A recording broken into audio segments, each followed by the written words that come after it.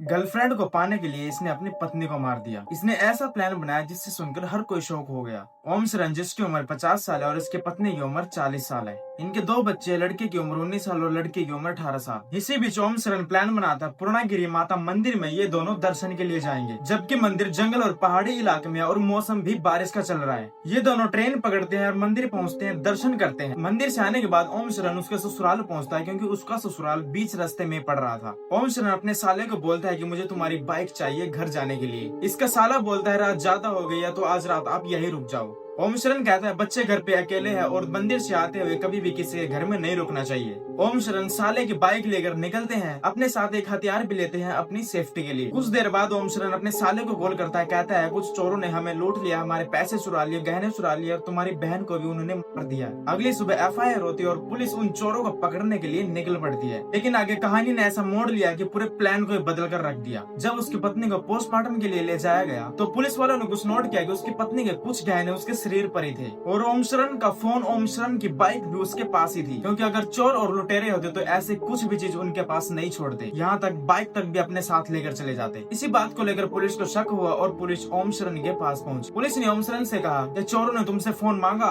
ओम शरण ने कहा हाँ मांगा, लेकिन मैंने दिया नहीं। फिर पुलिस ने कहा क्या चोर पैदल आए थे या बाइक पर आए थे? ओम शरण ने कहा वो पैदल थे, जबकि चोर चोरी करने के लिए आएगा तो वो कुछ न कुछ अपने साथ लेकर आएगा जल्दी भागने के लिए। और जब पुलिस उससे ये सवाल कर रही थी तो ओम शरण बताते हुए गड़बड़ा रहा था, जिससे पुलिस का शक और भी गहरा हो गया। और जब पुलिस ने उसके अच्छे से खातिरदारी की तो उसने सब उगल दिया। उसने ये सब अपनी गर्लफ्रेंड को पाने के लिए किया था, क्योंकि उसकी पत्नी के रहते हुए उसकी गर्लफ्रेंड को वो अपने घर नहीं ला सकता था। उसने बताया कि जब मैं अपने साले से बाइक लेकर निकला तो मैंने बीच रास्ते में टॉयलेट करने के बहाने अपने बाइक को रोका और अपने साथ जो मैंने अपनी सेफ्टी के लिए औजार लिया था उसी के साथ मैंने अपने पत्नी के चेहरे पर वार कर दिया। ऐसे उसने 3-4 बार वार किया और उसकी पत्नी की मौके पर ही मौत हो गई। उसकी पत्नी के कुछ गहनों को तो उसने जंगल में छुपा दिया और कुछ उसकी बॉडी पर ही थे। और यही से पुलिस का शक गहरा हुआ। उसकी ये बातें सुनकर उसके ससुराल वालों को भी विश्वास नहीं हुआ था। मेरा सवाल ये है कि तुम मारने के बजाय तलाक क्यों नहीं ले लेते?